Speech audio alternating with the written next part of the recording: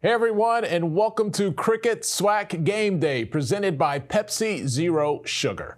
I'm Tolly Carr from Atlanta, and let's get you set up and get you ready for week 2 of the college football season. Now, it's a big out-of-conference weekend for the SWAC as they get ready to showcase what the league has to offer all across the country, from coast to coast. We have a couple of history-making matchups this weekend, and 2 former NFL stars will try to outwit one another on the sidelines. So punch in your GPS and check out those drive times as we take a look at this weekend schedule. All right, we have Texas Southern on the road at North Texas. The Buddy Pugh Express from over in the MEAC making their way to SWAC territory. An old friend there visiting Bethune-Cookman. We have Valley at Austin Peay. It'll be those Hollywood Knights for Alabama State, the historic matchup with the University of California at Los Angeles, UCLA. That's going to be a big one. Albany State in the South Georgia, North Florida clash with FAMU. We got Alabama A&M with a tough matchup at Troy, and Memphis. Man, they have the barbecue and the game of the week. Southern Heritage Classic. Jackson State and Tennessee State. Smoke on the grill, smoke on the field. I'm looking forward to all the smoke in that one. Graham Fam at Northwestern State, Alcorn at Tulane. Arkansas Pine Bluff welcomes North America University. And more history we have here. Southern going across town for the first time ever to play LSU in a little game of pigskin. And Prairie View on the road to Abilene Christian. Let's check in now on what some of the coaches are saying about their upcoming games this weekend. Week number 2, it's time to go through the SWAC with this week's Open Mic. Number one, taking care of the ball. We turned it over 4 times last week, and they made a couple good plays, and they made a couple bonehead plays. So we got to take care of the ball. Anytime you want to have a chance to win, you got to take care of the ball. And when you're playing up, you definitely have to take care of the football. So when you take care of the ball, and we got to be more consistent on offense, defense. We got to limit the big plays, and we got to tackle better. Story program. I mean, UCLA, great tradition, playing in the Rose Bowl. I think every kid has dreamed about playing in the Rose Bowl at one time. I know I have. So it's just be a great experience for us, the band, the fans. We do have a lot of alumni out there in California. So, we're looking at it optimistically. You go out there and compete. We have a lot of guys who have aspirations to play at the next level, a lot of guys who feel like they're Power 5 type players.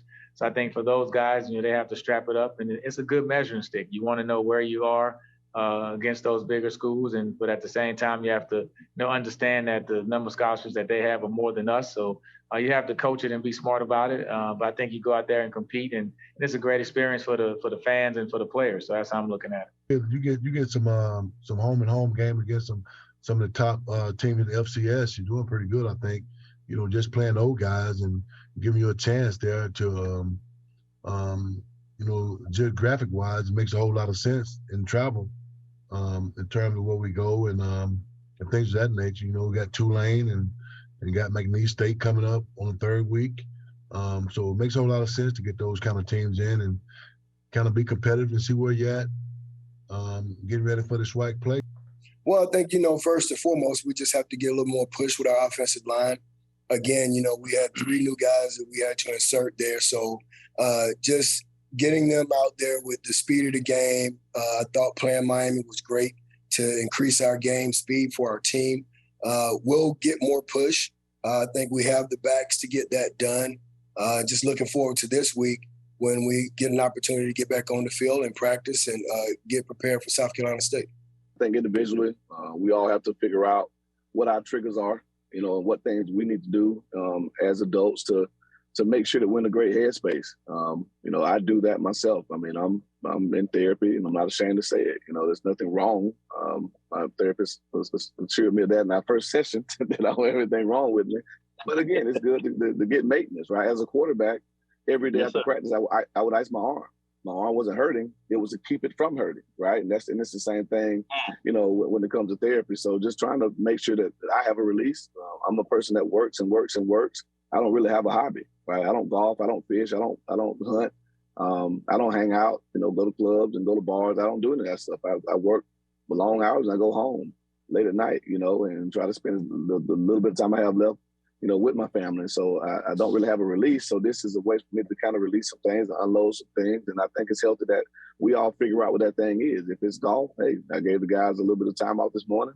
Hey, some of them maybe go hit the front nine. If it's fishing, maybe some of them got all in the water this morning and tried to see how many they can catch. But whatever it is, we got to make sure that we're taking that self-care.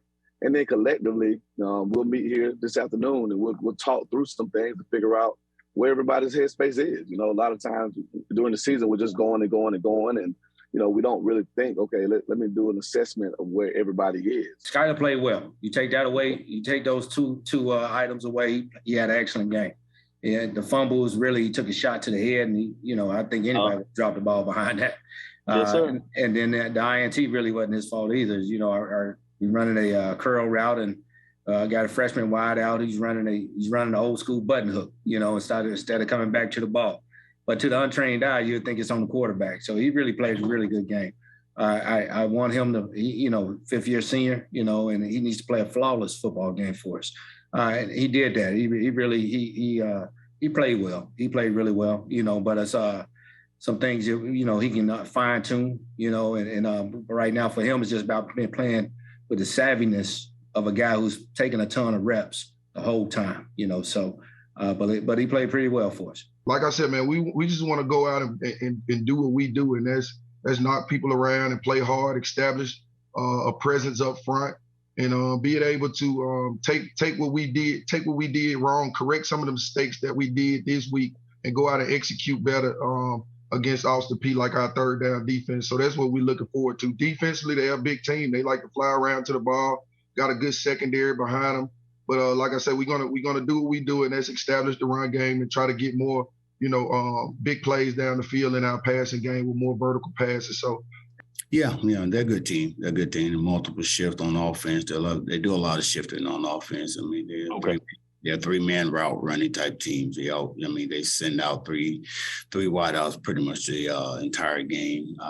But we definitely we're going to open it up. We absolutely, again, we're going to give Trey the opportunity to throw the ball. Use some of those athletes out there on the edge. So again, we're pretty fast offensively. We're pretty fast defensively. So we got weapons on the outside. We got some weapons in that backfield. And one of the things I told the wideouts yesterday is that, at the end of the game, is, hey, your time is coming. This wasn't the game, but your time is coming. And I just told them I was very proud of them, just staying the course, and being that teammate that everybody loves. Well, I think if you're going to play this game, I think it's always better to play early, because when you talk about the level of competition that is in our conference right now, you definitely want to play early, because you don't want to get caught up having to play a game right before a big game, because every game is big now. There's no such thing as I got a game where I can let off the gas. There's no such thing, and I like it because it's competition across the board. But I think it probably, to those guys, it probably doesn't matter. Right now, we're putting ourselves in position to play the game, regardless of who we play. We're going to step up to the challenge and be ready to play. Yeah, North Texas is a big physical opponent for us. They like to run the ball and pound you, and it's going to be a real challenge for us, but we're looking forward to it. We'd like to make it a track meet. They're a fast, up-tempo team as well, so hopefully we can get them in a track meet and see what happens. Well, we didn't play as well at quarterback. Obviously, we had to, because our starter ended up having some concussion symptoms, and so they took him out the game. And another guy that we had played didn't, as we watched him play, he wasn't making the proper decisions as we wanted. And we went with the young kid, and he finished off the game. So we hope to get our starter back, Quintarius Hawkins, and move forward this week. We got better everywhere. And that's what people, everybody brags about their team and what they have. They forgot we got players too. Not only that, we got coaches too. We got specialists too. And I thought you had a chance to see that in every aspect. The specialists contributed, the coaching staff, the support staff, the GAs, everyone contributed to the success of last Sunday. What have you kind of learned about your team and your staff over the last week and their ability to kind of handle everything that's happened here and go out and down? I've learned more from the people of Jackson than the staff and the players. The people of Jackson are resilient. Oh my God, they are doers. I love their heart and the focus. You know, every once in a while you see somebody get a little flustered because they need information. As long as you give the people information, they're gonna ride with it. Just tell them, don't leave them in the dark. Let them know what's up. Tell them what's real. Tell them what's truly happening, and don't sugarcoat it. That's what the people of Jackson want. And when you come to them like that, they meet you on the other end. And I'm pleased with them. I absolutely love it. We better get this darn water right before our first game here. So everyone is ready for the slate of games we have on tap this weekend, right? But a lot of people are still buzzing about that performance last weekend in the Orange Blossom Classic. Maybe not FAMU fans. Sorry, FAMU. Got to call it like it is, right? That was an all-time classic performance, a clinic by Shedeur Sanders and that offense. In case you missed it, defense too. Let's rewind. We're going to go back to last Sunday. FAMU and Jackson State in Miami for the Orange Blossom Classic. Wally Pitt from HBCU Gameday tells the story of how JSU dominated the day. Now, we've been waiting all year long to see what type of energy Coach Prime at Jackson State was going to bring into the 2022 season. And at the Orange Blossom Classic, FAMU felt what the rest of us saw. And that's that them boys from the Sept ain't here to play nice. That's a dub, man. We told y'all boys, man. Showtime Shedeur Sanders. The 8-yarder to Shane Hooks gets the Tiger Party started 7-0. Here go another 8-yarder to Dallas Daniels. That makes it 14-0. And Shedeur Sanders was 14 for 14 passing at the time as well. The math was out there mathing. Now let's peep Shedeur Brady in the pocket. My guy was out there flicking dimes like he was making wishes at a fountain. This one goes for 29 yards to Rico Powers, who said that little pass interference light to me, bruh. It's 21-0, and FAMU needed to pass the sticks.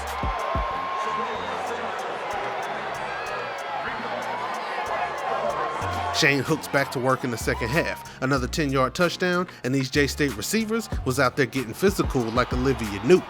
That one made this a 30-3 ball game, and Coach Prime's dogs were officially running wild off the leash. Then it was the defense and special teams turn.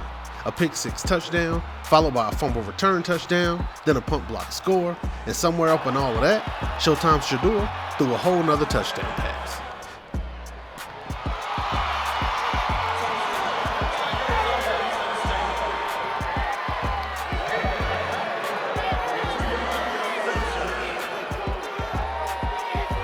Shedeur Sanders goes 29-32 for 325 yards and 5 of them dangs. And Jackson State executes the Mortal Kombat flawless victory with the Sub-Zero spine rip, beating FAMU with a 59-3 mollywop that's got to strike fear in the hearts of anybody who got JSU on their 2022 schedule. All right, here's a look now. More SWAC action from last weekend. The SWAC is all about Labor Day Classics on the first full week of the college football season, and we had our normal battles in Alabama and down in Texas. Texas Southern dropped a 40-23 decision to arch rival Prairie View A&M in the annual Labor Day Classic Saturday night. TSU shook off a pair of early penalties on the opening drive as Ja'Cory Howard scored from 25 yards out. Prairie View would answer with a scoring drive of its own on its opening possession to tie things up at 7 apiece. The next drive for Texas Southern ended with a blocked punt, which set up Prairie View A&M's next touchdown as quarterback Trayvon Conley scored from 13 yards out. That makes it a 14-7 game. TSU would answer in the second quarter. Viramont's Pippins recovered a Prairie View fumble, and Ladarius Owens scoring from 8 yards out, tied at 14. Prairie View would close out the second quarter with 10 unanswered, scoring a touchdown and a late field goal for a 24-14 lead. All right, let's go to the third quarter. Prairie View A&M's Conley would score from 71 yards on a 3rd and 9. That pushes the lead up to 31-14. A Texas Southern INT would lead to Prairie View's next score. Panthers up 37-14. 3:35 left in the third. Cornerback Isaiah Hamilton for Texas Southern picked off Heron for his second interception of the night. He scores on a pick six from 48 yards 2-point conversion a no-go, and TSU trailing 37-20. Both teams would trade field goals for our final score, 40-23. All right, let's boogie up to Alabama. A new dancing partner, Labor Day Classic, Alabama State and Miles. Battle of Alabama pride here. Alabama State scored early and often, at least early on they did. Their first possession, Demetrius Davis, 14-yard pass to J.C. Medlock for a 7-zip lead. Miles Crawley, a little later, he tosses a 28-yard touchdown to David Arrington. That makes the score 14-zip. Crawley would finish out the game for Davis, who went out with an apparent injury. Santo Dunn, former Morehouse running back, now at Alabama State, into the end zone from 36 yards out. And a little extra celebration there that would cost them an unsportsmanlike penalty, but it pushes the lead 21-0 Alabama State. And then the offense just hit the brakes. Maybe the Miles defense had something to do with it, but the Miles offense, not as tight. A couple of field goals in this one, and they did manage to make things interesting late in the fourth quarter. Colin Woods here, 15-yard touchdown pass from Jacob Millhouse. That cuts the lead down to 21-13. This one would end with some of that hook and ladders, hoping for a miracle at the end. It was fun for about 10 seconds, but Alabama State holds on for the win. It was a blowout, then it was close. Kind of a weird game, but 21-13 Hornets. It is awards time. Shedeur Sanders, that performance easily earned Sanders the Offensive Player of the Week this week in the SWAC. He completed 29 of 33 pass attempts, 323 yards, a career-high 5 touchdown passes with only 4 incompletions during that season opener. He completed his first 17 passes of the game. That's a career high as well. Sanders also completed passes to 11 different receivers during that big 59-3 win over FAMU. Defensive Player of the Week in the SWAC, Lewis Matthews from Grambling State. He registered a game-high 14 total tackles, 12 solo. During Graham's season opener at Arkansas State, he also contributed 4.5 tackles for loss while assisting on 2 other tackles. Specialist of the Week in the SWAC, Maurice Lloyd from Arkansas Pine Bluff. He was a significant contributor for the Golden Lions. Sometimes my country comes out. They had their 48-42 win over Lane. He finished tonight with 4 kickoff returns for a total of 187 yards. He returned a kickoff 85 yards for a touchdown in the third quarter, extending that UAPB lead. Our newcomer of the week, Jarvion Howard from Alcorn State, tallied a game-high 199 yards on the ground during the Braves' near upset of 10th-ranked Stephen F. Austin. The Columbia, Mississippi, I told you I'm country. The Columbia, Mississippi native had a 73-yard rushing score just before the half that extended the Braves' lead at 24-10. Going into intermission, Howard also contributed 1 reception out of the backfield for 5 yards. So now, what is our game to watch? The one that we'll be watching extra close. I know I will for sure. And there's some really good ones out there this weekend, but let's zone in on the Southern Heritage Classic. But don't sleep on Tennessee State.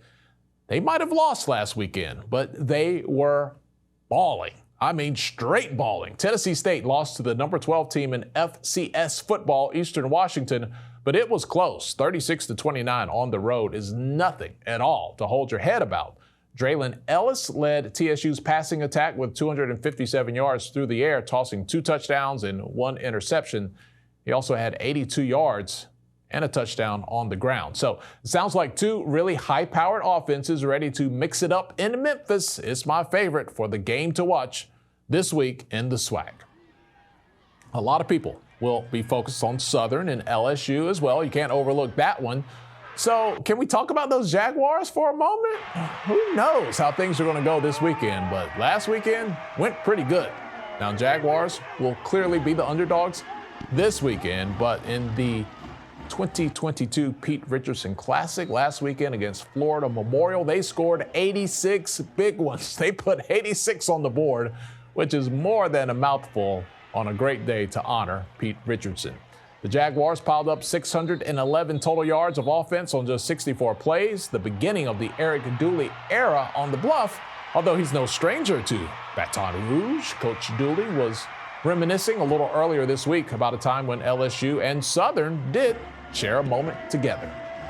I mean, this is going to be very, very exciting for both sides. When you talk about the city of Baton Rouge, I always mention the last time we came together to do anything was 2003, and I was fortunate enough to be a part of that. But, you know, that was at the reign where both sides won the national championship. So, of course, that was exciting. Now we're going to have to compete for 60 minutes on the field. I'm pretty sure it's exciting. You know, I was happy to get the first game out of the way because I couldn't even comment on the first game. Everyone wanted to know about the second game, which was September the 10th. I think it's going to be very exciting for those young men for both sides, something that the fans really been waiting on. So now we get an opportunity to play and line down in Tiger Stadium. Win, lose, or draw, there won't be a parade this weekend unless the Jaguars pull out the upset of a lifetime on Saturday. Then you have my full permission to have a parade every day next week. It could happen, right? It could happen.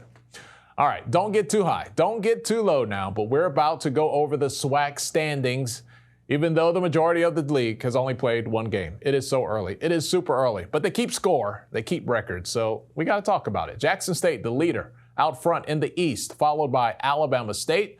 So far, so good for the Eddie Robinson Jr. era. The rest of the East, we got plenty of time to go, guys. Just relax, enjoy. It'll figure itself out. Out West, Coach Bubba McDowell has Prairie View A&M in the lead heading into turn one. A lot of turns to go, but so much more to go. Southern sitting right there. Pine Bluff would love a return to that spring season, wouldn't they? 2020, where they were the runner-ups in the championship game. They'd love to win it all this year, as they lost to Alabama A&M back in that spring. And the rest of the SWAC West just doing a little reminiscing there. Alcorn, Grambling, and Texas Southern. All right, let's circle back to Arkansas Pine Bluff for a moment. Golden Lions quarterback Skylar Perry has more protection than the president because on his offensive line, he has Mark Evans. Big Mark Evans. He's one of the best, if not the best NFL prospect this year in the SWAC. But being in this moment, on the verge of seeing his NFL dreams come true, is something that would have seemed very improbable coming out of high school. During his senior year of high school, a hurricane left Evans and his family homeless temporarily, and his offers to play college football had all but dried up. What is something you had to fight through, overcome, something that you can look back on and find motivation and strength because you got through it to get to this point where you are? I would have to say, it was probably my senior year of high school. When I was out there in Texas, Houston, Texas, Hurricane Harvey happened. So, the Hurricane Harvey, we ended up losing everything we had in that flood. So, going through that was like something that, because, going through that throughout my senior year of football season with, like, being homeless. I mean, it was maybe 5 of us in one room, all of us stuck in one room. So, no privacy, nothing like that. You just going throughout your whole senior football season. On top of, the stress of trying to get offers and all this. So, that was just something that was crazy. So, and I was able to actually, just complete the season. We was actually able to, get us a home and all that. So, after going through that, I feel like I can go through anything. Just, seeing we had to sacrifice everything we lost. Just watching my mama, show me each and every day. That's just something I look back on for motivation. It's a place I don't never want to have to go to again. So this was on the heels of a hurricane. Yes, sir. And where did you guys have to go live? Essentially, we stayed in. We had to go to the Georgia Ron Convention Center. We stood there for like 3 days. Then we ended up moving with my mother's coworker. So he let us stay in there. He let us stay in the room with them. It was all 5 of us just packed in there. I'm talking about like sardines with the little clothes, the little belongings you do have. So we had all that and just. How long did you have to stay there? I want to say from about August through maybe like that next February, that next year. That was like majority of your majority of my senior year was in there. Like I think I went to the whole season I was in there. Like I mentioned, maybe like homecoming, all that stuff, all that talk, all the little senior year things you have to go through. I was spending that, homeless. How did you keep it together? Like a lot of people might have folded in this situation. Just knowing, being the man in the house. I got my family, my younger brother looking up to me. So, if I fold, I'll crack under pressure. What kind of example I set for him. So it's just, something like, just wanting to be the one, the sense of face like for the family. Just, they look at me, they see I'm still going through all this. I'm keeping it pushing. So, just sound like a sense of courage for everybody. So in that room, you, your mom, my brother, my sister. Younger sister? Yeah, and her boyfriend. That's 6, ain't it? Nah, this is 5. It was me, my younger brother, my younger sister, her boyfriend, my mama. Okay. Wow. I would imagine, and I don't want to count people's money or get too far, but if you're able to fulfill your dream, like those are the type of things you think about, man, I can make sure people don't have to go through something like that again. You think about that? Yes, sir, all the time. I think about my mama's life all the time. She sacrificed everything she had for us. So, I wouldn't even be who I am without her if I ain't have her in my corner, sacrificing, doing what she got to do, coming out of work to come to the games, taking us to football practice. As soon as she get out of work, she ain't got time, going to get undressed yet. She just, giving us all she has. So I feel like, in my way, this is a way to repay her. I can never repay her fully, but if I can, take care of, give her a home or, a car, just something like that. This is so that, I'm grateful for everything that she has done for me. Where did you guys end up going once you cleared that? We ended up moving back in the area of the high school, C.E. King, that Sheldon area in Texas. Okay. Wow. There had to be moments where you just thought, man, I might not make it to what I'm trying to do. Exactly. You got that pressing situation. The offers aren't coming in. They weren't coming in at all each and every week. They coming in just blowing smoke up, in my head. Honestly, they just talking about how they, how I look like I'm a raw prospect. They might offer me, but at the end of the day, the offers never came through. So if you ain't PB though, actually just have that faith and just give me the offer without having to go through all the you raw, all you this. We don't think you're ready yet, or sit back and wait to see who offer me first. So make sure if I'm good enough prospect to offer. So for them to just stand out on that curve, on that faith of courage and believe in me, just showed how important they are to me. Wow, thanks for sharing that, Mark. No problem. These are things that we don't ever know, man. Yeah. We just see you guys like you're a video game out there playing, and you're like real people. They go through real things. Yeah.